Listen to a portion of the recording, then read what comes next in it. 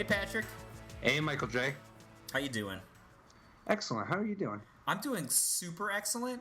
And the reason is we got like 19 or 20 people already who are following Top Level Podcast on Instagram. And there's literal nothing on the Top Level Podcast Instagram. Not even like a picture of like Top Level Podcast. But they're ready. They're ready. They're like, Okay. I heard that there was going to be stuff on the Top Level Podcast. Well, there will be, because we got that special Christmas bonus picture coming next week, right? That'll be exciting. Sure we do. Yeah. Top Level Podcast Instagram. You heard it here first. So guys, either you follow Top Level Podcast on Instagram, or you're just never going to know when the Christmas Top Level Podcast picture comes out, or like the Top Level Podcast swimsuit calendar, or, you know, any of this stuff. Deck lists, maybe? Whatever. That's a little too plausible. Yeah. But want to definitely thank everybody for joining us again this week. Twitter, Facebook, Patreon, sharing, YouTube, now Instagram. People are everywhere. Major shout-outs to, in particular, Winter Nightingale supporting us on Patreon. We appreciate it. Thanks, Winter Nightingale. Helping make the show possible. And helping giving us a platform for discussing Aether Revolt previews. Now, Patrick, I would hate to sound too seasonal, but it's beginning to look a lot like Grixis. See what I did there? That was like total LSV circa 2006. Am I right? No, LSV would never have said, "See what I did there." Oh, okay. LSV I did there? No, he wouldn't say that. LSV is the type of guy who doesn't look at explosions.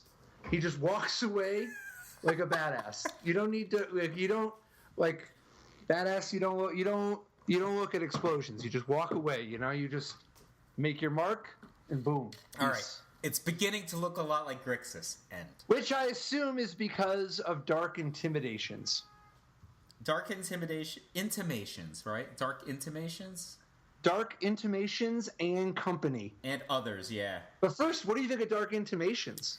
I think so. Two for everybody at home. Let me just read through it real quick. So sure. 2 blue, black, red, sorcery, rare. Each opponent sacrifices a creature or planeswalker, then discards a card. You return a creature or planeswalker card from your graveyard to your hand, and then draw a card. When you cast a Bolas Planeswalker card, exile Dark Intimations from your graveyard. That Planeswalker enters the battlefield with an additional loyalty counter on it. So this card, I think, is meant to be reminiscent of Cruel Ultimatum. It kind of invokes a lot of the Cruel Ultimatum-ness. Like, it invokes the name of Bolas. It's the same colors. Obviously, it's a few mana cheaper than Cruel Ultimatum. It does like very Cruel Ultimatum stuff, but at a lower level. I think this is like almost exactly what these effects should cost. That's what I was thinking with it. Like, a 5 casting cost sorcery, in order to be playable, has to do a bunch of stuff or be pretty powerful at what it's doing. This card does like a lot of stuff, but I don't think it does it. This is a very scientific approach. It's like not at an unfair rate, but I think that like I would totally want to do this stuff if I were casting this card, maybe. And then I think the second clause, the whole when you cast a Bolas Planeswalker part, is actually pretty interesting with this card, and that there's some additional layers on how you might build a deck to use it. But yeah, I think like it kind of does most of what a Kolaghan's Command does, but then it just costs a little bit more because it's doing more than 2 of the modes. Or it's less than a Cruel Ultimatum, but it's sizably less costed. That's what I think about. I think I could totally see this card making an impact, and I'm not sure. That's kind of where I am. So your position is that it's just about exactly rightly costed, Yep, and exactly that this is rightly some costed. stuff that if you were to do, you'd want to do. And it's kind of like it does a bunch of stuff, and things that cost 5 have to do a bunch of stuff, and this does do a bunch of stuff. And you think the interesting part of the card is the interesting part of the card. And you wouldn't be surprised if somebody uses this, but you're not sure. That's about where I am on it. How about you? I have a slightly more concrete position on this one. Yeah? Yeah, I think the card's good. I mean, like, but not great, right? Like, this isn't like, jumps out. It's impossible to know how great it is until we know how good the next Nicol Bolas is going to be, yeah, right? that's the thing. If there's a Bolas Planeswalker in Standard, this is a very different card, I think. Right, so... And if there's not. Yeah, and my guess is that my first guess is that Aether Revolt does not have a Bolas Planeswalker card, but that the fall set does. Okay. That's my guess. Or not the fall set, necessarily. The first set of the next block, I mean. Because if this card, is coexisting with a Bolas Planeswalker in Standard, right? This is, like, probably I think it will. Too much to ask for Modern will. With the existing Bolas Planeswalker. In terms of cost, I think that there's things that you might want to do, like cast Cathartic Reunion or Tormenting Voice to get it into the graveyard, especially since you can also be discarding creatures or planeswalkers to the graveyard at the same time and gain value in multiple ways, right? Like your Dark Intimations can now rebuy something that you discarded from Cathartic Reunion, or you can put it into the graveyard so that when you cast a Bolas Planeswalker, it's powered up. I think that's like a big part of this card that might not be obvious to begin with. Well, I guess let's you're absolutely right, but let's break down the card. If I may suggest. Setting aside the Planeswalker ability for a moment and break down all the different effects that are being produced to try to wrap our minds around how strong this card is, and then jump into some of the ways to actually use it. Because I think that the idea of using this with the Nicol Bolas Planeswalker, it's not attractive enough to do in Modern. No. If it was legal in Standard, sure. I mean, Bolas on his own was good enough to play in Standard, but the one cute thing is that if you have even just a single one of these, then you only have to plus Nicol Bolas one time in order to use his ultimate. Unfortunately, for an 8-drop like that, I think that's still just asking too much. It's a huge ask. Right. Now, if ticking up this, even if you only had to have 2 of these in the graveyard to be able to ultimate Nicol Bolas immediately, we might be somewhere.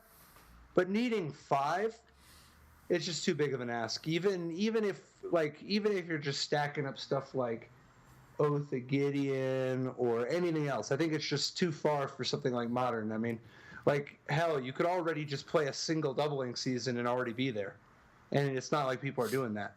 Well, yeah, I mean, I think the guess is not to just get the Dark Intimations in the graveyard by some sort of looting ability, but rather, I think that the aesthetic of the card is that you would cast it and maybe get back a Nicol Bolas that you had lost somehow to somebody's duress, and then it's into the graveyard from being cast normally, and so you've already acquired some value. Yep. Well, so if we set that aside though, since obviously we don't have a Bolas Planeswalker card in Standard yet, if we just look at the Cruel Ultimatum aspect of it, I think it is better than first blush may appear. I think that a lot of people are going to be confused by how much power it is for all of the exact same reasons that Cruel Ultimatum was confusing.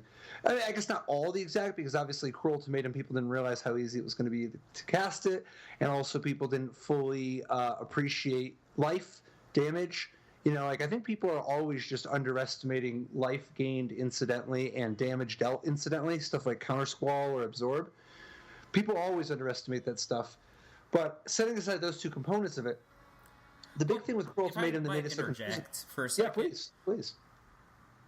I thought always that Cruel Ultimatum was an awesome card on rate, but the problem is that even though its rate was really strong, even with before anyone played with it and just first looked at the card, it's a card that costs 7 is just intimidating for people to have at sorcery speed. And I think that was what, if you think about outstanding deck designers like Jerry Thompson were down on Cruel Ultimatum, I think it was just like, man, this thing costs 7. That's kind of like its end, right? But I don't think anyone ever really questioned the rate. The rate was great. Yeah, they did. And I think the problem is that they just didn't understand how rate works. Because, rate is not just... I think there's a misconception by some that you just stack the mana value generated by certain of different effects, and that somehow it's all just like this linear progression where every additional zombie you make is the same value. Like the 13th zombie is somehow worth the same as the second zombie, and it's just not. That's not how rate works. It's more about how much effect are you getting per mana and card, because it's a function of the opportunity cost. Well, and then also when you can cast it, right? So, like, a more expensive card has to have a disproportionate amount of rate. Definitely. Or absolutely. It's absolutely. not a realistic thing to have in your deck. And the thing about Cruel Ultimatum is that its rate was very good, but people didn't know why. They could stack up lots of different parts of the effect, but whenever they would try to count all these different parts, their equations would say, "Oh, Cruel Ultimatum is amazing. However, it costs too much, and I would just fairies would just beat you or whatever." But the thing is that it is actually amazingly powerful of an effect, and it's possible for a card to be priced out where it's just there isn't enough. Like Emrakul, for instance, Emrakul, the Aeon's Torn, the original Emrakul. It's an incredible card. Lots of possibility for that card to be unplayable in a format as it's just too expensive. Cruel Ultimatum, as it turns out, the reason that it was so good, outside of the fact that Vivid Lands made it easier to play eventually, but it was good even before then. The reason Cruel Ultimatum was so good, I'm sorry, no, it wasn't. I get the other way around. Anyway, the point is that Cruel Ultimatum was so much raw power that you could make up for playing a bunch of cards that beat the strategy that was good against it. It's like when people would play Elspeth Sun's Champion in their mid-range decks, and suddenly, despite having like 7 bad, like tons of dead cards or lots of problems with a particular type of matchup, you play Elspeth Sun's Champion, and suddenly it does so much work, it overcomes your bad matchup. And this is sort of the opposite side of the coin, where you can play with lots of cards that are necessary in order to beat a certain type of matchup, and you can just rely on Cruel Ultimatum to beat the other people. It's like, how are you going to beat Red-White Boat Brew? You're going to cast Cruel Ultimatum. How are you going to beat Mono Red Burn? You're going to cast Cruel Ultimatum. How are you going to beat live Kithkin? long enough to cast Cruel Ultimatum. How are you going to beat Kithkin? Cruel Ultimatum. And then you just Cruel Ultimatum is terrible against Revelark, and medium against fairies, but everybody else it was good. I thought that's interesting because Kithkin was easy and Red was difficult in my opinion on that angle. But but a lot of people didn't build their Cruel Ultimatum decks right. Like you have to fill your deck with like Wall of Reverence and Plume Veil, and I actually really liked the red matchup. How about Vampire Nighthawk? That was the case. That was the right one. No, that was much later. That's the one I made up. Therefore, it was the best. Yeah, but it wasn't even good. So the thing about Dark Intimations is that it is a lot of raw power. That was good. It's hard to focus all the raw power of Dark Intimations because it's just like Cruel Ultimatum. It's an enormous amount of power, but like for instance with Cruel Ultimatum, in order to appreciate all that power, you need to value gaining life and value making your opponent lose life and value edicting them and value getting a creature back from your graveyard and value drawing extra cards despite all these other advantages and value mind twisting them despite the fact they might not have all those cards in their hand at this point. It's so many different parts that you have to value to get the full value, but the nice thing about Cruel Ultimatum is that it has so much raw power that it is easy to miss out on some of the power and still more than get your money's worth. But Cruel Ultimatum was an over-the-top card. One of the things that was really important in early testing, in my opinion, with Cruel Ultimatum was like, if you had 2 control decks playing against each other, oftentimes the one that would win is just the one that had more Cruel Ultimatums. So if you had like a deck that had 3 Cruel Ultimatums and 2 Knucklevies or something, and your opponent didn't have any Knucklevies, then the one with 2 Knucklevies would just always win. Because the games would go so long, like no one's going to lose to Mana Screw, and then... No, but that's actually the point, is that it's not an over-the-top. You see, like, it's a value grinding advantage thing. You're getting card advantage, you're getting life advantage, you're getting lots of stuff. but you're not actually trumping the opponent. Like, Nicol Bolas Planeswalker, for instance, would go over the top of some people. Karn, Ugin, Emrakul, like, there's so many different types of big threats that can go over the top of people. Cruel Ultimatum did some, but it was actually an awful lot of just gaining resources.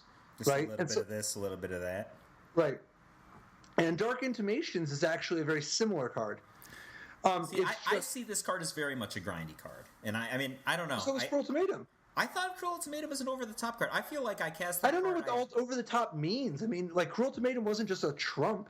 It was just, it does all the effects it says on the card. It's not like in some special category where it only works if you know, under certain circumstances or whatever. It's just that you cast the card, it creates the effect that it does. And in the case of Cruel Ultimatum, it's just like lots of incremental advantages. I think of Over the Top as a card that a deck can play that when it's playing against certain types of opponents, that they just can no longer interact. Like, yeah, but that's hyperbolic, and it's a generalization. You can say the same for you could say the same thing about a Blaze. Yes, a Blaze is an over-the-top card in some manners. But I'm not even talking about a Blaze. You could just play a Darkwood Boar, and it could be an over-the-top card. I don't know. I think that it's possible that there's a much larger way of describing over-the-top cards that perhaps I'm just not used to the lexicon of. But I think that that Cruel Ultimatum provides exactly as much incremental advantage as it does. Dark Intimations does as much as it does. And obviously Dark Intimations is lower and less incremental advantage. However, if we actually just walk through the advantages produced by Dark Intimations, I think you will find that the card produces a substantially greater amount of power than may appear at first read. I mean, we can walk through this. I think that it produces a very decent amount of power for 5. What is a decent amount? Give me an analog. For instance, does it produce more power than Goblin Dark Dweller? I think that it produces... I mean, that's very contextual. I think that it will sometimes produce more and sometimes produce less. Of course. I think they're comparable. But I'm trying to understand how strong of a card... Like, for instance, is this a card that you would want to play one of, maybe? Or is this more of a automatic 4 of, what are you doing? Is this like a 2 or 3? How strong is this? Like, for instance, let me start with this question. What card draw spell in Standard is better than Dark Intimations? I think I would play this supplementally, even if there were no Bolas Planeswalker. I think that I would play this supplementally to a card like Cathartic Reunion or Tormenting Voice if I played it. Yeah, but those are no. I'm talking about raw card draw. Oh, raw card draw. Yeah, out of every kind of Painful Truths, Divination, Glimmer of Genius, Epiphany at the Drown Yard. I mean, I think in terms any amount of that stuff. Scour the Laboratory. If I'm just interested in drawing cards, I think I prefer Glimmer of Genius to begin with. But I think it's different because you're going to load your deck with certain types of cards in order to take advantage of Dark Intimations if you're playing Dark Intimations, right? So if you're going to play Dark Intimations, you're going to play with creatures, probably, or something to get value on its return a creature or a planeswalker from your graveyard ability, right? Like you would put into your deck something that would allow you to take advantage of that likely, or you would choose something. But I'm still not understanding. How good do you think? Like, do you think this card is stronger than Tidings, for instance? I think this card is stronger than Tidings. Yes. Tidings would be insane. Tidings is so much better than Glimmer of Genius. I did like a Tidings. Right. I don't know. Do you think Tidings would be great in Standard right now? Definitely. Tidings is so much better than Glimmer of Genius. I'm just thinking about Standard right now. I think most of the things that people play that cost 5 have a dramatic effect on the board. That's all. Like, and when Tidings was great, it tended to be in decks that were going to tap out either before Tidings or after Tidings for something that was great on the board. And I think that, but Tidings itself right now, people are slamming you with hasty 5/3. No. Stop. Yeah, we're not talking about whether or not Tidings would be good contextually in this format. If we're talking about the power level of Tidings, Tidings is definitely a much stronger card than Glimmer of Genius. Right? Like, it's not It's not like I see what you're saying. Okay. Like if you just like maybe you're like, oh, Torrential Gear Hulk works really well with Glimmer of Genius, or I really value the energy, or whatever.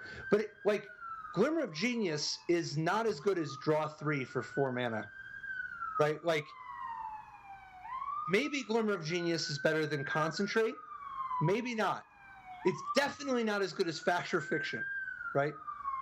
Tidings I agree. It's not as good as Fact or Fiction. Tidings is Draw 4 for 5 mana. Like, that's so many more cards than 2 and 2 Scries. Anyway, my point is that Dark Intimations... I think I just value the instantness of Glimmer of Genius because of the contextual, my contextual understanding of Standard. But we should move on and talk about... Yeah. Besides, my point is that Tidings would be better in Standard because Standard values tapping out. There's stuff like your Henny's Expertise. There's all this stuff. There's Planeswalkers. There's sorceries that are great. The only good instant is Torrential Gear Hulk, right? Like the thing that powers up all the instants. Now, we'll get to some. There's a few others. But, like, the being able to play a tap-out game would be awesome. And Dark Intimations is better than Tidings. And the reason I say that is because it's a 5-mana draw 4, but your 4 cards are better than the 4 cards you would draw from a Tidings. The first card is effectively a 0 mana to the slaughter. Right? Like... for 0 mana, you can each opponent sacrifices a creature or planeswalker. Yeah, you can get something that's actually really substantial, right? Like if you get somebody Sorin, right? Like that's a lot. There's not that many cards that could just kill a planeswalker, especially an expensive one. Also, these colors often have a hard time interacting with planeswalkers. Right, and it still kills a creature if it's going to get something. And an Edict effect. Now it's a sorcery, not an instant. So I don't think it's fair to pay the full 3, particularly without the delirium. But I think that if there was a card that was just 1 and a black, each opponent sacrifices a creature or planeswalker. Done. People would play that card for sure. Absolutely. At sorcery for 1 and a black. Yep. I'm sure that people would play it. It would be great. It would be a staple. I mean, think about how terrified the average control player in Standard is about a resolved Gideon. Like there's just these things. Even like some ramp players are just like, oh, it's not that I'm definitely going to lose, but I'm way behind already. Like, I have to think about how I'm going to play my next 3 turns, or I'm just dead to that thing. Like that's basically how Standard goes if somebody resolves a Gideon. And if you could say like, oh, I'm just going to shock the 2/2 and then cast the Edict, I'm super happy with this negative exchange. So in this spot, I think it's clear that edicting your opponent for a creature or planeswalker is worth substantially more than a card. Like 2 mana more than a card. Right? Like a card more than a random card? Right. I think it's worth at least 1 mana more than a random card, yeah. Maybe, but a random card is like a 0 mana card. Sure. You're willing to pay 2 mana for an edict. You're willing to pay 2 mana over that, right? Like 0 mana cycle is like the archetypal blank. And compared to a card, Edict is worth 2 mana more than a card. That's how much you gladly pay for that compared to just a random card. But you pay 2 mana instead of just drawing a card off the top of your deck. And then how would you value the second ability? The opponent discards a card. You value that at about 1 mana, right? I value I think that you have to value it compared to... I don't value it at 1 mana. I actually think it's worth negative mana. Because for me, once you switch the model to 4 cards, you now have to charge every card, but you have to count the value of every single card you're using. I would not play with 1 mana my opponent discards a card. In fact, I don't think 0 mana my opponent discards a card is particularly good. If it can be fine, it would be used because of when it's so cheap, you end up being able to do some different synergies with it. But in general, my opponent discarding a card is not worth as much as me drawing a card. So I actually think that compared to a random card off my deck, that my opponent having to discard a card is going to be worth very slightly less. Now, it's nice that when you have this much power, that you spread this part out, actually, because your opponent discard... Like, it's very possible that if you make your opponent discard their last card, they got the Chandra in their hand or whatever. You get right? a good card sometimes. Right. So if you can make your opponent discard their last card, that's worth substantially more to you than a random card off the top of your deck. But I do think it will be relatively easy to play around Dark Intimations.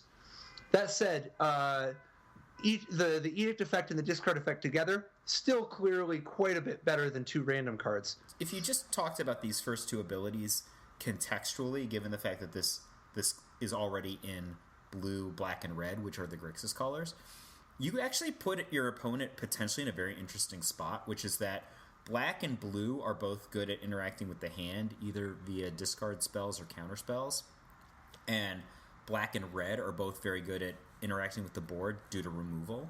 So you can actually put your opponent into a damned if I do, damned if I don't kind of situation. Where Definitely. They're like, either I have to play out my stuff where they might get something that is even comparably expensive or more expensive than a Dark Intimations caught by the Dark Intimations on the ground. And it's hard for them to sandbag it in their hand because if it's their last card or a dwindling number of cards in hand, especially if they have expensive casting costs and they have to retain lands in their hand, like I can only win this game if I get to X number of lands in play and hit such and such card at some point in the game. They might have to retain lands, right? So, they're like, oh, so I put this down? Do I hold this to sandbag? That's actually could be very difficult depending on how you built your deck otherwise, right? So if you've got, sweepers, it's hard for them to go wide. If you've got really quality point removal, it's hard for them to put all their energy into a single threat, especially with this card in particular being an Edict. So I actually think there's quite a bit of interesting deck design implication in just those first 2 abilities. And one last note on the 2 abilities. It should be noted that the sheer volume of graveyard interactions in Standard serves as some amount of liability for Dark Intimations. If your opponent has a Scrap Heap Scrounger, for instance, sure, or Madness cards, anything, right? Like there's a variety of different types of ways that they can kind of get you on the discard part. I think that's true, but still, even if they're playing with Prized Amalgam or something, any deck that has those kind of cards is going to have some way to do that stuff anyway. The point I was going to mention though is that there's some covariance, right? Like once your opponent is discarding a Dark Intimations, a Prized Amalgam to your Dark Intimations, that's also the person who has the Scrap Heap Scrounger, and that's the person who has the Madness cards, right? Like that's the person who has all that. You sideboard out the Dark Intimations, and the problem goes away. Or actually, it would be much worse if everybody had one instead of one person having 5. But you're also taxing their math, right? Like most of those interactions require you to I don't know, let's say discard multiple cards or use other material in the graveyard. It might not be that bad. I don't know. It depends. I don't know, man. I don't want to play this and have my opponent just put their Voldaren, the Madness BBB. Oh yeah, that's horrible. So, getting to the second 2 abilities, the next 2 abilities, I guess, you return a creature or planeswalker card from your graveyard to your hand, then draw a card. So draw a card is obviously very easy. That one, I think, is worth about a card. You return a creature or planeswalker card from your graveyard to your hand. That's a very interesting ability. We haven't really seen a Raise Dead for planeswalkers, and in fact, this is a little bit of a shift, right? Like normally it's been green that has had ways to get permanents back from the graveyard. Dark Intimations offers a new dimension to these colors in their ability to get a planeswalker back. That is also, I think, the key to why this is so exciting, outside the fact that the Edict is such such an efficient card. But being able to raise dead a creature or a planeswalker, it's interesting because on the one hand it puts some constraints on you and you miss the card if you don't have a creature or planeswalker in your graveyard. You can still play this card, but you miss out on one of your cards. The interesting thing though is that whenever you do have that, it's like you're getting selection. I mean, first of all, obviously you could get selection if you have multiple choices, but creatures and planeswalkers right now in Standard are some of the best stuff to get at. Like if you're going to draw 5 cards, or 4 cards, if you're going to draw 4 cards on turn 5, you love for at least one of them to be a threat. something like a Chandra, Torch of Defiance, or a Liliana, the Last Hope, or a Kalidish, Traitor of Get, right? Like something sweet. Well, I mean, if you just think about both Liliana and 6 casting cost Chandra, actually, these are cards that could very easily go to 0 loyalty. Like, because Liliana comes down so early and is public enemy number 1, right, for some decks to attack. But like Chandra, you just play her and then use her for a sweeper, and then she goes to the graveyard by herself. And then but Chandra Torch of Defiance curves better, right? Sure. Like, what's your opponent going to do? Not kill your Chandra? You're happy about that world. The point being that as long as you can like put a critical mass of creatures and planeswalkers for Dark Intimations to get back, this is a fair bit better than 4 cards without even the Bolas part. Like, isn't this just like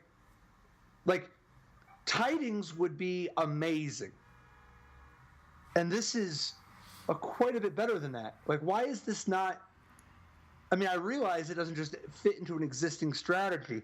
It's going to require some imagination, a new strategy, a new deck. But it's like Cruel Ultimatum. Cruel Ultimatum didn't immediately slot in. It's just very powerful. Now, I think that this one is not... It doesn't look to me as powerful as Cruel Ultimatum, but it actually looks like it will be substantially easier to make work. You just kind of like...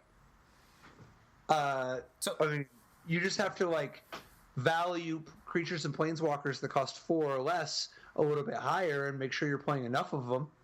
But isn't it... And, just to offer an alternate read, right? So this is why I think that it's not at least as ostensibly powerful as Tidings. I would just caveat that with 2 things. Number 1, because it can affect the board by destroying or actually forcing the sacrifice of an opponent's creature or planeswalker, I think it gains some bonus points in my mind. But the thing with Tidings is, when you cast Tidings, if it resolves, you're getting 4 cards, right? You don't know which cards they are, but presumably they're cards you might want to draw because in your deck. But when you cast Dark Intimations, I would guess that, a decent percentage of the time, like 40% of the time or more, you're not getting all of the cards, right? Like, either your opponent, doesn't have a creature or planeswalker in play, or you don't have a creature or planeswalker in your graveyard. Or, 2 common things that would be in a situation where you're like, I'm going to cast Dark Intimations anyway. And so, in those cases, you're only getting 3 cards. And I think that part of that blunts the effectiveness... I mean, not the effectiveness. The perceived value of what you're getting for 5 mana. Well, wait a minute. Wait. Isn't one of them Black Lotus? Isn't this a draw 5, and one of the cards is Black Lotus? Why is it Black Lotus? I'm sorry. Because you're getting an Edict for 0 mana instead of an Edict for 2 mana. I guess it's more Dark Ritual. No, it's not. It's because like we said before, when you scale the value of a card, I think you have to take into account when you can cast it and the difficulty of casting it. I think that you just expect the playability of a card that costs between 5 and 7 mana. It has to be really good, or it doesn't pass the bar for a card that cost. If it doesn't, you just play a 2 and a 3 in your deck instead. No. It doesn't. That doesn't speak to the fact that the Edict effect is worth 2. In fact, if you want to talk about a scaling, Edict scales very well. You're going Edict a planeswalker or creature, you're frequently going to get 3, 4, or 5 mana worth of value out of it. I agree, but there's going to be a decent percentage of the time that you think 40% of the time you're going to only get 4 of the 5 cards of this one. I have no idea how to predict what percentage of the time a random player of Dark Intimations will cast this card when there's no creature or planeswalker on the other side of the board.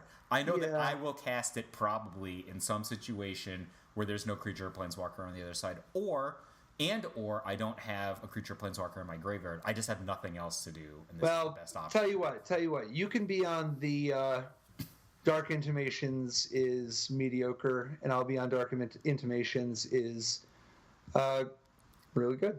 I said I thought it cost about exactly what it should cost. That's not its mediocre. Where do you think mediocre falls? Do you think mediocre is below average? I think mediocre implies slightly below average. That's what I think. No, isn't mediocre like very middling, very appropriate, very accurately? Is a connotatively charged word. It means middle and not that good, not just middle. So to me, things that are appropriately costed are not that good. Fair. Okay. Like, I'm just used to playing in constructed things that are more efficient than what you should be able to get. I think that, I mean, we've always had this divide, right? I think that, like, cards like Jace the Mind Sculptor set the bar, and that you think Jace the Mind Sculptor is above the bar. And yeah, I think that the bar is set by what the tournament, like, what's actually going on. Like, I think there's just a bell-shaped curve of everything that you can actually play. And I think that whatever's in the middle is the baseline. See, I think that... Of what you can play. There's a different baseline, which is all the cards. So I think that the market, which I think is probably very analogous to what you think the tournament structure is, determines that cards below a certain bar people just don't play, so they don't exist in the spectrum of cards. But I actually think that we end up agreeing. We just say different. Yeah, we have to wait until you eventually put all 4 Jace the Mind Sculptors in your deck. That takes about one tournament after I play it. So actually, either way on Dark Intimations, it's very obvious that we're going to want to see what other support there is for Grixis. I'm really excited about this card, even though it requires some imagination, because a bunch of the cards that you would naturally be interested in a Grixis deck, like Torrential Gearhulk and Chandra Flamecaller,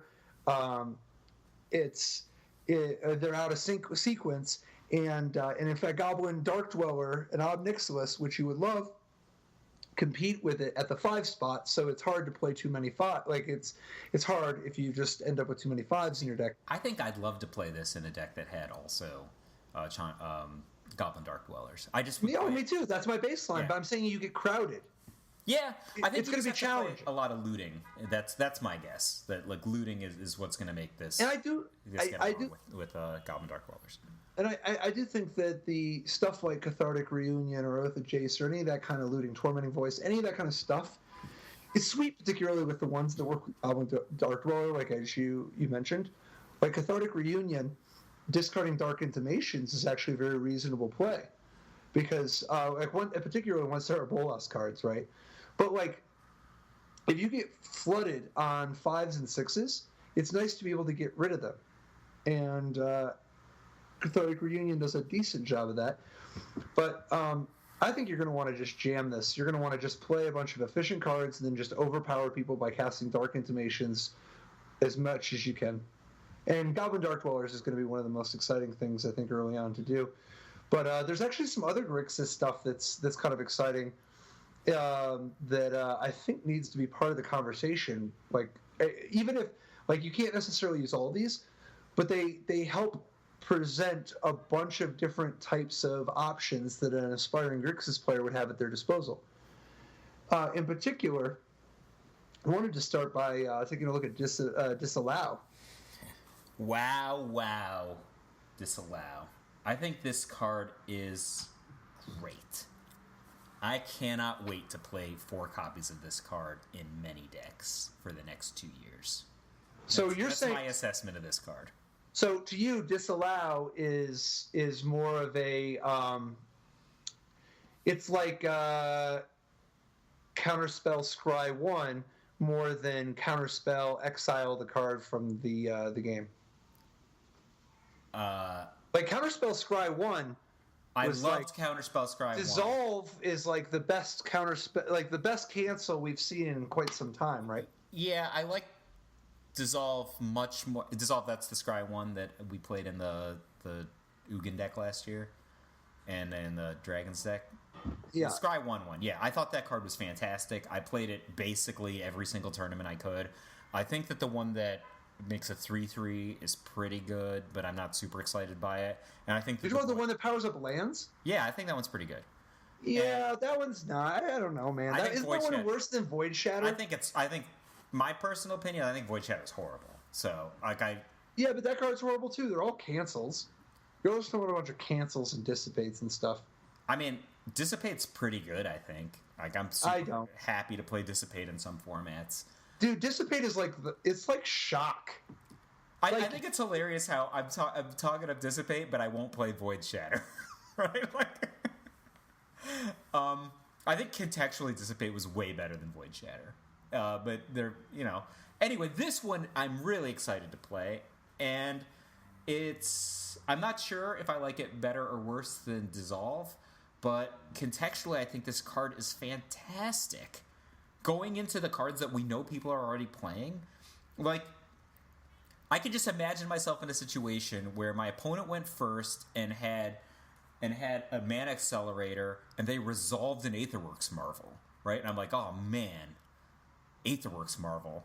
And then I have this in my hand, and I could just counter their Marvel activation and then destroy them, right? Like, that's a thing that I can imagine. How about I am a control player going second, and my opponent resolves Liliana. They tick up Liliana a whole bunch, and then they're like, Ultimate Liliana. And I go, how about I just kill your Liliana? And they're like, oh boy, now I'm destroyed, right? Just the idea that they would go Ultimate Liliana, like, and somebody who had a Liliana that had all these counters on it was about to annihilate their blue opponent. Instead, is just, I spent the last X turns on this thing. This was my entire plan, and now I'm going to get buried in Glimmer of Geniuses. Like, how about I just cast a Torrential Gear Hulk and do any of these abilities, up to and including stopping somebody from cracking a clue, putting a counter on a tireless tracker, like any of this stuff. Maybe it is not you're not gonna stop them from cracking a clue. I don't know. It's gonna. Are you serious? You would rather stop them from drawing a random card than you have a disallow in your hand? No, I'm saying, what if this is just my opportunity to flashback my Gear Hulk? That's what I'm saying. And the disallows in my graveyard. It doesn't matter. Any of these things is going to be fantacular, man. I think that messing up Ultimate Planeswalkers is going to be the new jam. I could just, oh my god, it's going to be filthy. Like, because you know those Liliana players, you know how they are. They're like, oh, I'm going to have the zombie army. You're not going to be able to deal with this. I don't care how many Radiant Flames you have. I'm just going to get more and more zombies. And you're like, no, you brother, and I play you're going to get such zero a zombies. Game. We're from such different worlds, man. I've never really met those people. Not like that. Dude, the Lilianas I know. It's so bad. All the zombies. Yeah. We'll tell you what. First of all, I agree Disallow is miles better than Void Shatter. Like, Void Shatter I don't think Void Shatter is a very good card. I can't stand Void Shatter. I love Scatter the Winds. Is that? I don't like that one either. I think it's better than Void Shatter. That's what I think. It doesn't matter. The point is that none of them are good. Disallow, I don't know yet. The jury is still out about whether it's as good as Scry 1, but I think it is very defensible, the idea of playing 4 Disallows in your deck. The thing is that I don't know how good counterspells are right now in general, like how well they're positioned.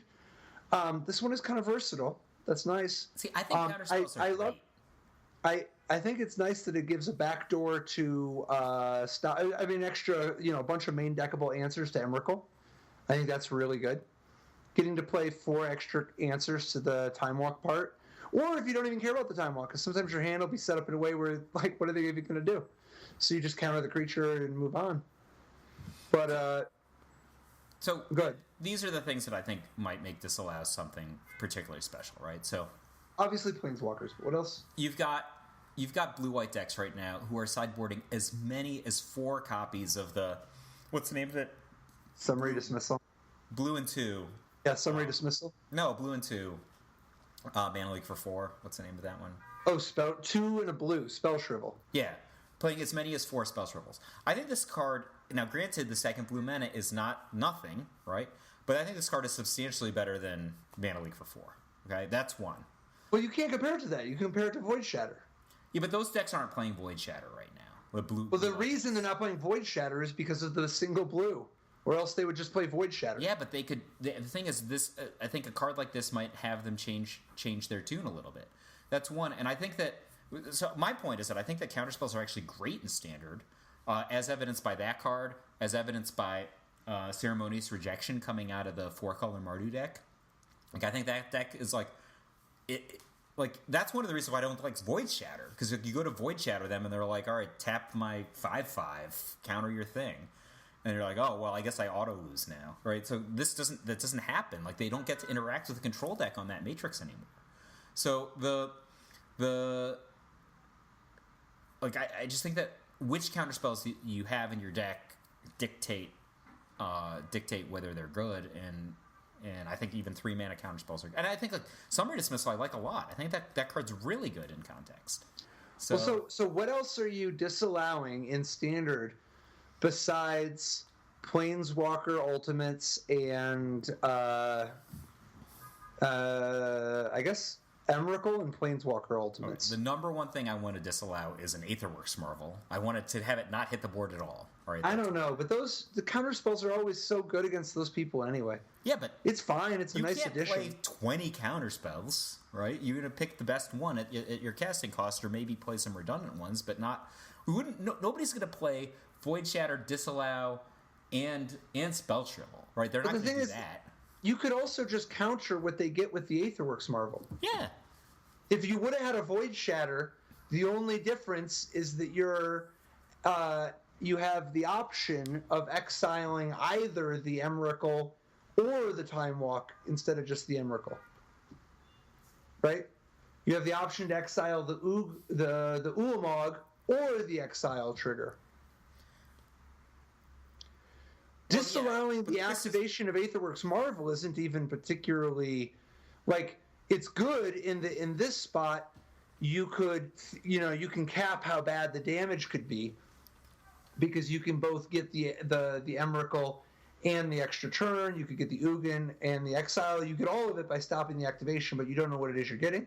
I'm just saying that if you already have a Void Shatter in your hand and your opponent activates Aetherworks Marvel, it's not the biggest. It helps, but it's not the biggest difference in the world. It's not like you're stifling their fetch land, for instance. So, for example, I think that let's say you have, just for sake of argument, you have some kind of threaten in your deck, okay? For whatever reason, you have a threaten of some kind. Maybe you have, like, the 3/1 threaten Eldrazi, okay? You might very well want to allow someone to resolve a giant threat like an Eldrazi or an Ishkanah and not have them have the trigger that goes with that threat, right? Like that's a very possible thing that might happen. Would that be fair? Possible is not the bar. Well, I mean, I don't know. I think I can imagine myself playing counterspells and 3/1 threaten guy in the same deck. I don't know. I actually think we're agreeing though. Don't we both think this card's going to play Fora of main deck in multiple archetypes in Standard? I don't. That's where we both are. I'm just saying that I don't know how. I want to be careful. It's very attractive, right? Like it's a very appealing design because of the options that it gives us. But I want to make sure that we're not getting ahead of ourselves and that we're, you have to value these type of effects proportionate to their actual utility, because this is not one of those, this is just how much Stifle is always worth. Like, we already have Summary Dismissal. And this is expensive for a Stifle. Yeah, right. And I think that the thing that's important to note about this is the comparison between this and Summary Dismissal, because this is a Summary Dismissal, but you get to pick one item off the menu instead of just instead of the entire plate. The thing is that usually with Summary Dismissal, you're only picking one item off the menu anyway. The difference is, of course, Summary Dismissal lets you get everything in the case of things like Ulamog and Emrakul, but that either way, you're going to be in pretty good shape. I would rather have 4 disallows than 2 Summary Dismissals against Eldrazi. The big difference, though, is, and this is night and day. I mean, there's a little difference, which is that Summary Dismissal also gives you Dissipate on the menu because it's exiling everything. But the big one is that Disallow costs 3 instead of 4. Yeah, I think the special ability of costing 3 instead of 4. God, the special ability of costing 3 instead of 4 is it is outrageous how different of a card 3 versus 4 is, particularly on a reactive card like a counterspell. I mean, the difference between counterspell and cancel is only a single mana. Saving a mana, and the thing is that saving the difference between 3 and 4 mana is actually paradoxically a bigger savings than the difference between counterspell and cancel. Because when you have a cheap card, every additional mana you add on is disproportionately expensive to the card. So, to illustrate this point, because I'm 100% agreeing with you, this is the defining thing that's great about this card. If you think about the difference of a single mana, compare the card Lightning Bolt and the card Incinerate, and then keep in mind that Incinerate is in many ways a great card, and yet basically unplayable in any format bigger than Standard, whereas people are happy to play not just Lava Spike, but in some cases Spark Elemental at 1 because of how good 1 is versus 2. Absolutely. Like, Lava Spike is a whiz-bang 4-of in one of the best Modern decks and playable in Legacy. So, that's how good 1 mana is. Yeah, I mean, it's the difference. Pick any card that is like something you want, but you wouldn't pay 4 for. Once you take a single mana off, I mean, you've done so much. Anyway, I think Disallow is going to be great, and it sounds like you do too. Yeah, I do think that super exciting. I think that it's going to be important to keep our eyes on what the things it's actually doing for us are, though, because I could imagine this being the type of card that at some point somebody seems really clever by killing their darlings and not playing as many because it becomes so good and so ubiquitous that people shift their decks around, taking into consideration the Disallow as a 4-of, and the next thing you know, somebody shows up and wins with 2 or 0. It's obviously a terrible card if everybody plays cards that only cost 1 or 2, right? So right, if exactly, that's the format, then Disallow is almost unplayable.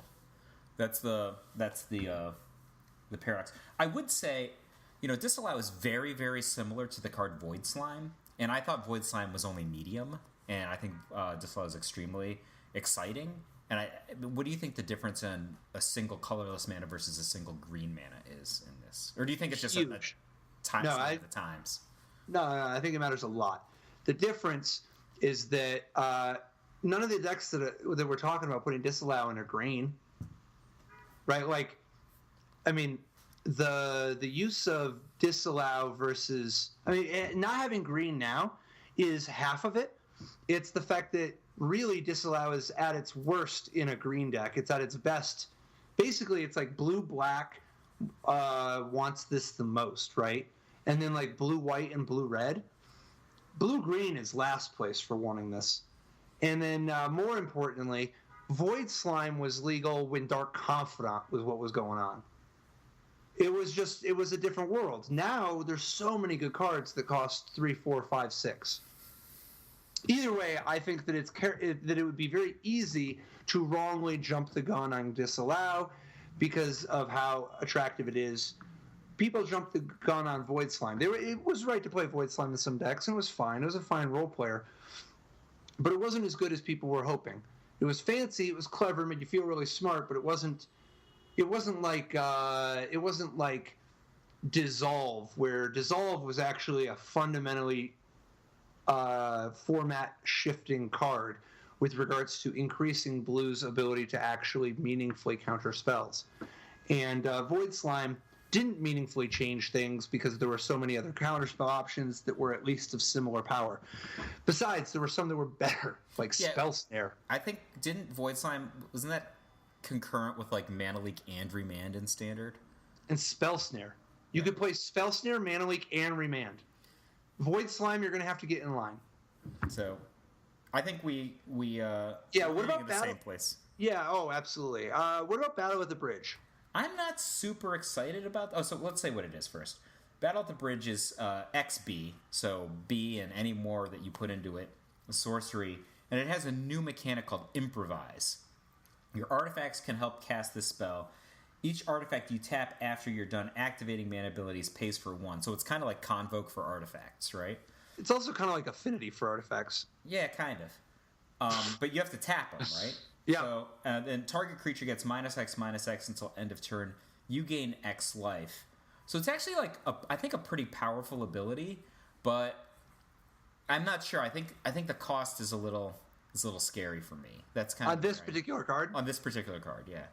Like that's like think about how much you would actually have to pay, inclusive of either artifacts or just mana tapping to get the thing that you're trying to get, right? So let's say it's like an Archangel Avacyn. You would have to tap 5, which is how much it costs at sorcery speed, against a deck that has Archangel Avacyn in it, right? Or I don't know. This is kind of a lot to ask. Wait. But then you gain the life back, and so you're no worse off. And that's if you didn't tap any artifacts. Sure. Now it's important to note that your card Battle at the Bridge was perfectly able to answer the Archangel Avacyn, and they couldn't even do cool stuff like Spell Queller, and it was -X, which if you were to get something else, the Archangel Avacyns they have would not be able to save their creatures. And here's the other thing that is really important to note, and it's true for every modal card, every card that is kicker, every card that's... This card has utility early when the Archangel Avacyn is still rotting in their hand. When you have when they play a 2/1 Spirit on the second turn, you can kill it, they sack it, you gain no life, but you break even. Right, so your Battle at the Bridge can trade with their 2-mana play on curve, or your Battle at the Bridge can trade with their 5-mana play on curve, or, and this is an important point, you can get extra value later when they're wasting all their extra power. When they have the extra mana just sitting around doing nothing, you can actually get extra utility. When you have 8 and they have 8, they play an Archangel Avacyn, you gain 7 life, so you're actually the better of it. And this is not even counting tapping artifacts yet, which is actually a very important part of this card.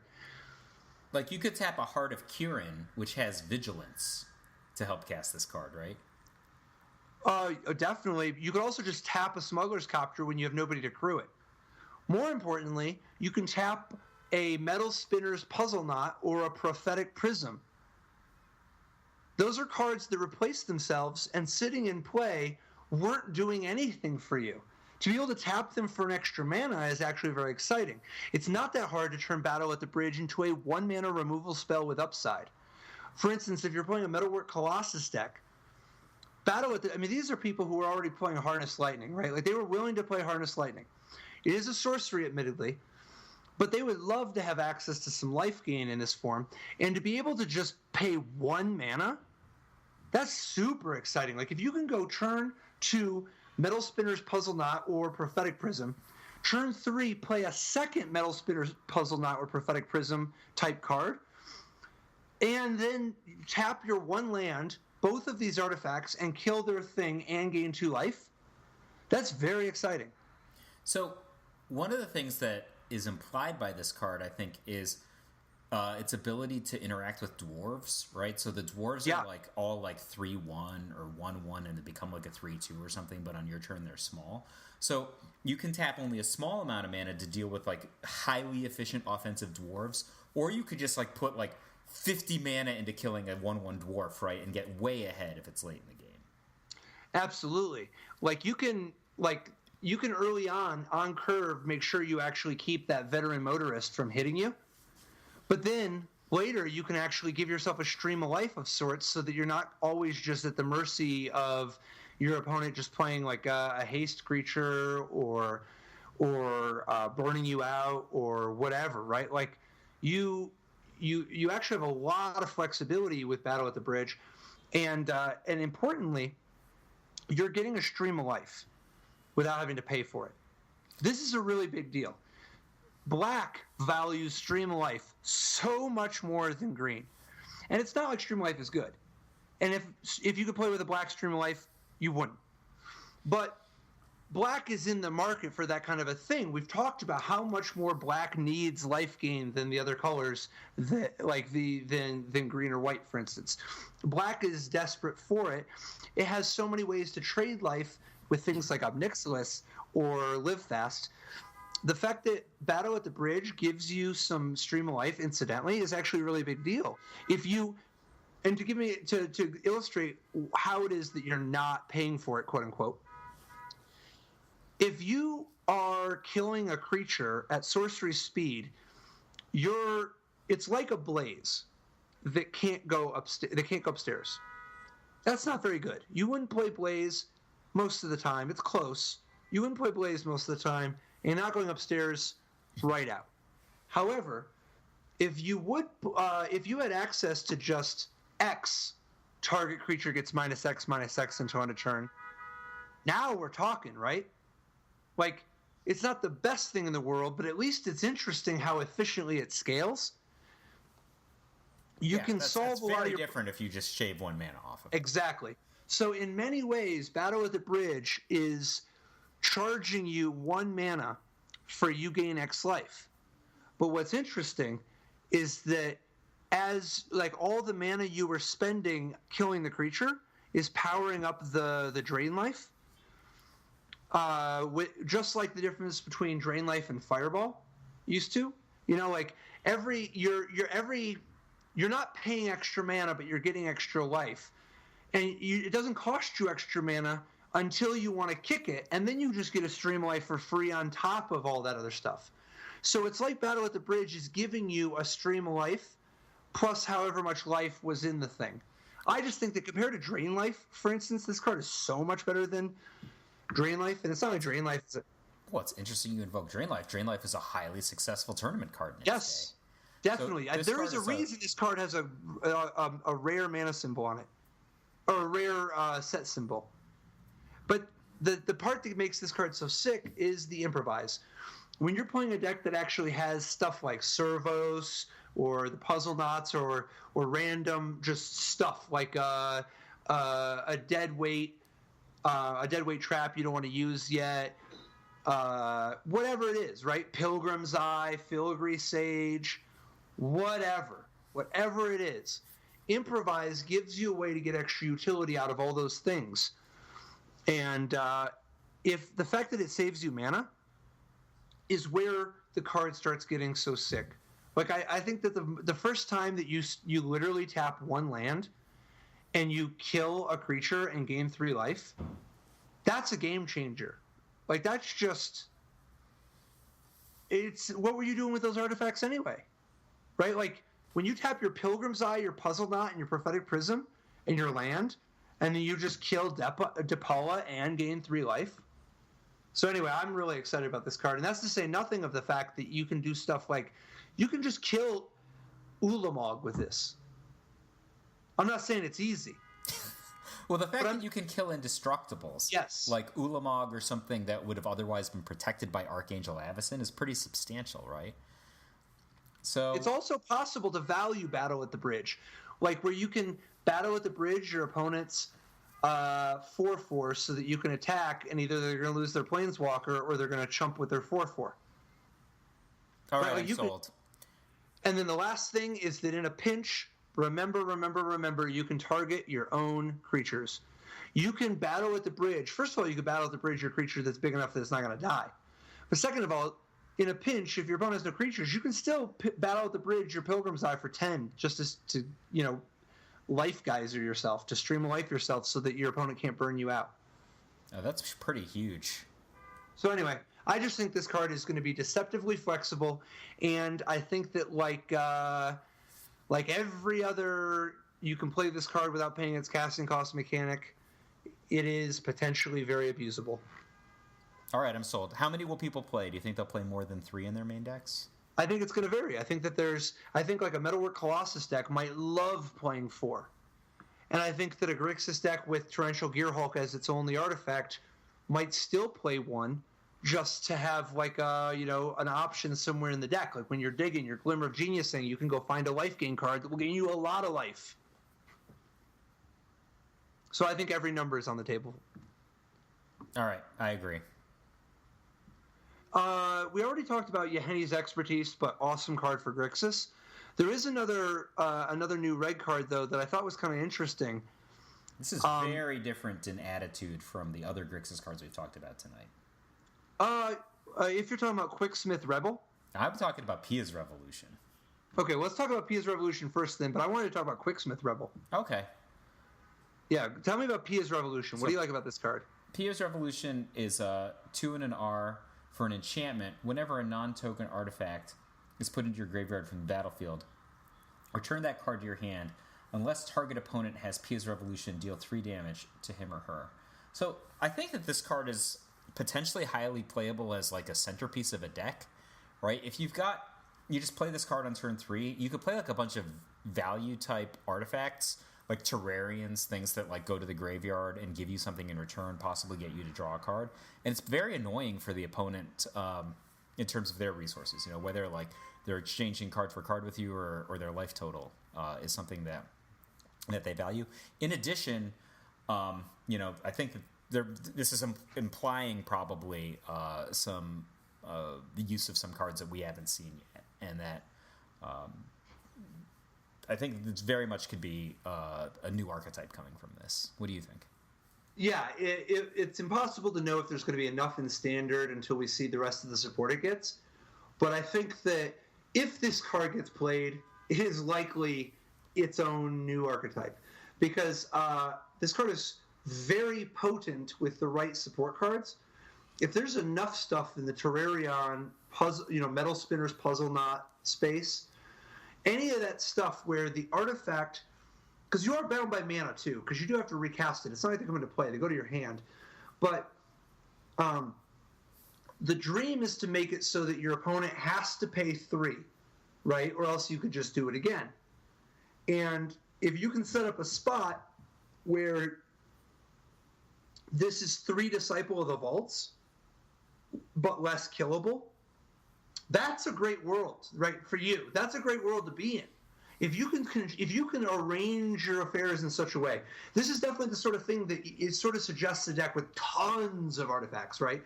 You've got like lots of artifacts. You've got abilities to sacrifice them. Maybe you have cards that actually sacrifice them. Maybe you have lots of artifacts to sacrifice themselves. As a note, Pia Noir and Metalwork Colossus, both good, interesting ways to sacrifice your artifacts over and over again. Metalwork Colossus definitely could be friends with this card, right? Yes. Like you're getting multiple sources of value all at the same time. For things that you already wanted to do, right? Right. I think that this card is, at least in my conception, probably too slow for what Modern looks like right now. But if you can imagine a situation where we had every kind of Chromatic Star, Chromatic Sphere, and Spell Bomb, like all these cards that are like 1 casting cost, give you something, and give you a card back, so that you could even use them to dig into Pia's Revolution and cast your other Spell Bombs / Spheres / Stars / Terrarians when you're getting them back. That would be a thing that people might want to do, right? Like, you could totally see this, because nobody wants to interact with cards like that, right?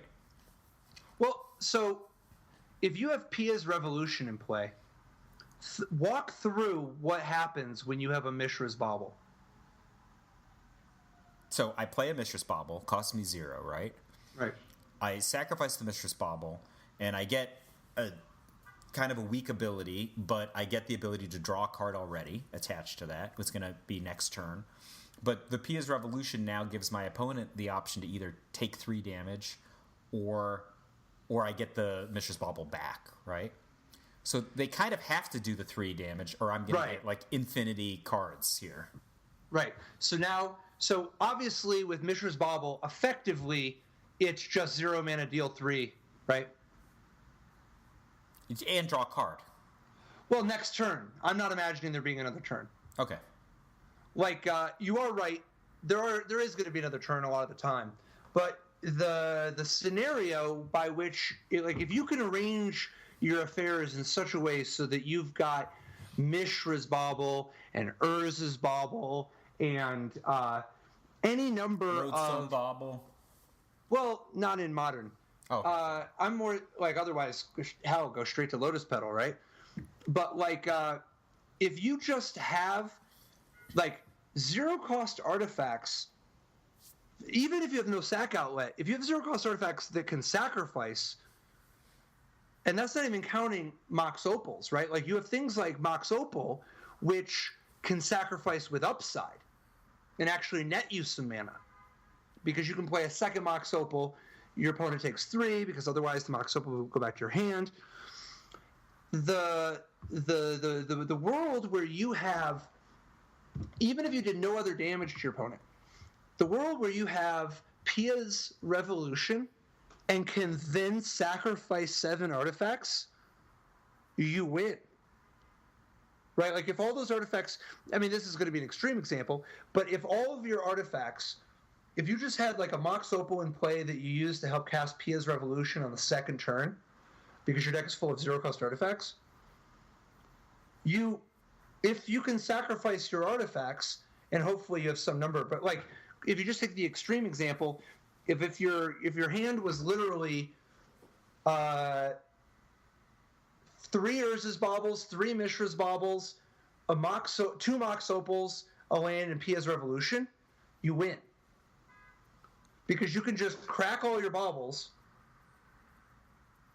your opponent loses 3 damage, or takes 3 damage for each one, and you play your second Mox Opal, and it's like another sacrifice. The point being that if you can just sack 7 artifacts, if you can get 7 of your artifacts to go to the graveyard, that you could recurse, and if you have like Arcbound Ravager or any other good, any other 0 mana sack outlet, the ability to just play your Memnites, Ornithopters, anything over and over and over again, you literally just like.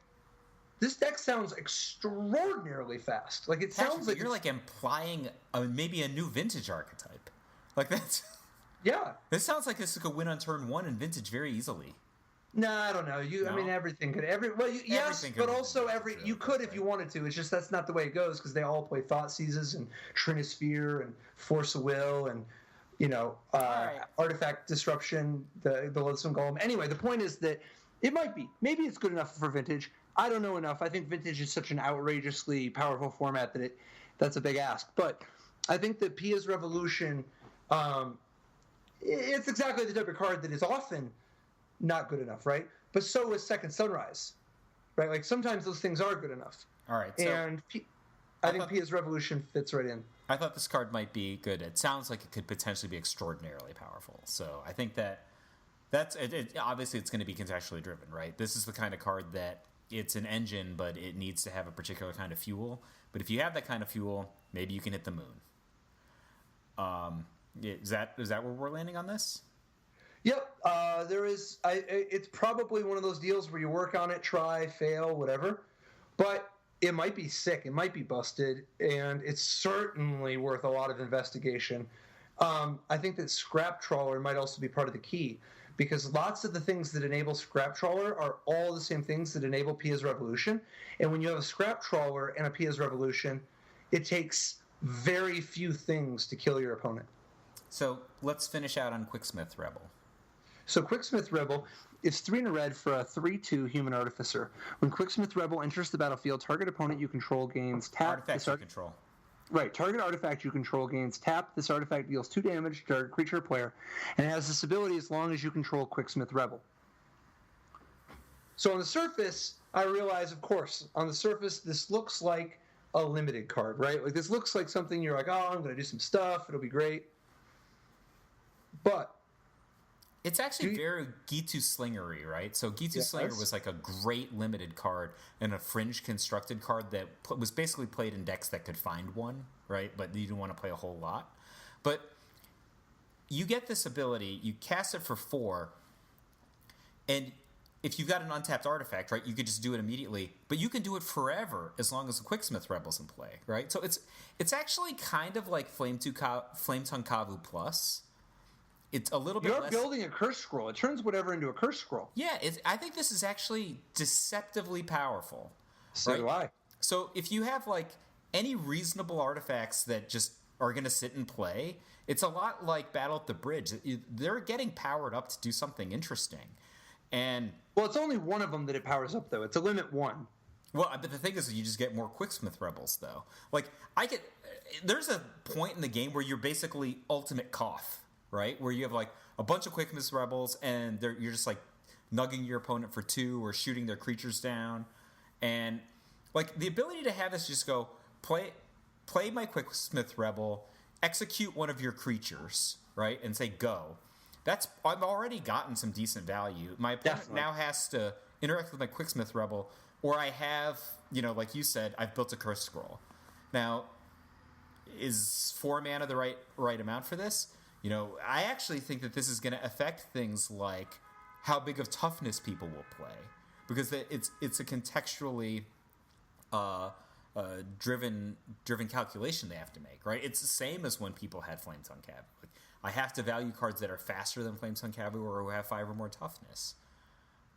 When that was a card that was considered and constructed. So what do you think about this card with something like Blessed Alliance or Genjit Sentry or any amount of, like, for instance, Key to the City? If you power up your Key to the City, which you could plausibly be interested in playing anyway. That's awesome. Right, like Key to the City is like a very exciting card because normally the downside is the only way to tap it is to discard a card. But if you, instead of discarding a card, get to shock something, you got awesome. That's a lot more than the sum of the parts. I mean, the best I could think of was Thraben Inspector, which I think is also good. Yeah, right? Definitely. That's getting it for free, and getting it for free is pretty good. But I'm interested in getting paid a lot. I think like that's so insane. People have to kill your Quicksmith Rebel now. Yeah, otherwise you are just going to grind them into the floor. Definitely. Now, what about Retreat to Coral Helm with an artifact creature? Whenever you play a land, whenever a land enters the battlefield under your control, you can, tap or untap target creature. So if you just have like your Filigree Sage, your Pilgrim's Eye, whatever, right? You power it up with the Quicksmith Rebel, and now your lands are each additional shocks, and also your fetch land is 2 additional shocks. Yeah, so Evolving Wilds really goes up in value in this context. Yes. So, like, and this isn't even counting if somehow this new set has something particularly appealing for, some, like, an artifact that... But now here's the next one.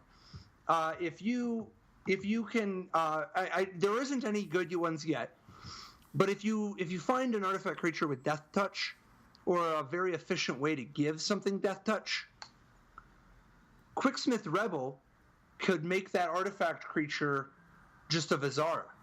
I mean, like, is Retreat to Hagra good enough? Probably not. The first thing I could think of. Yeah. There aren't very good options right now, but I think that it's possible that, like, you never know. They might print like a Basilisk Collar type thing. There's an equipment right now that gives Death Touch, but it's unspeakably bad. If they make a Basilisk Collar, then it's possible that you put Basilisk Collar in your Pilgrim's Eye or Filigree Sage, and you're doing it. But I think the biggest thing with this is that if you do stuff like if you have a deck that has a variety of stuff, whether it's clues or servos, then you can equipment doesn't typically tap. Sure, right. Smuggler's Copter, the ability to and part of the reason I say Smuggler's Copter is sometimes you just don't have enough stuff to crew everything, but you can have enough stuff so that you can reliably at least get your Flametongue Cavu, your Get to Slinger on the way in, threatening to be Curse Scroll. But then if you have just a couple combos that are like Mondo, you can actually do some super, super sick things, such as the Keys to the City type shenanigans. So that's awesome. I think this card is very interesting and probably can contribute to a couple of different kinds of decks.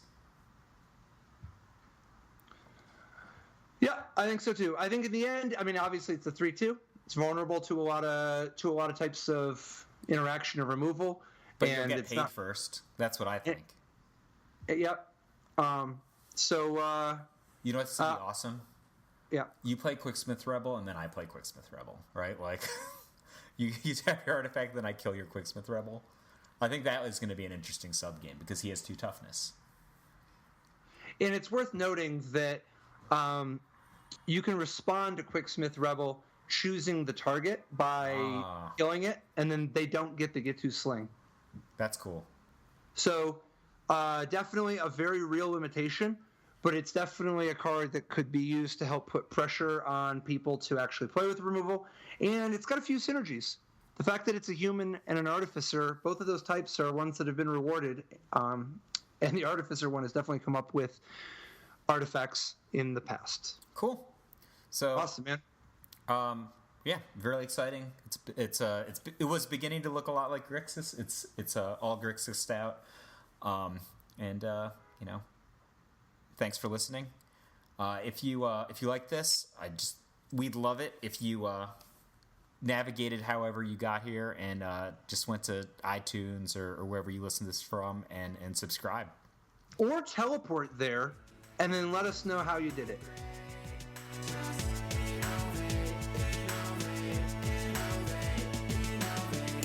Life didn't work so great. Tried to play dredge, use a jail or hate. Ghostly prison waiting for my untapped phase. Your core trapped in amber,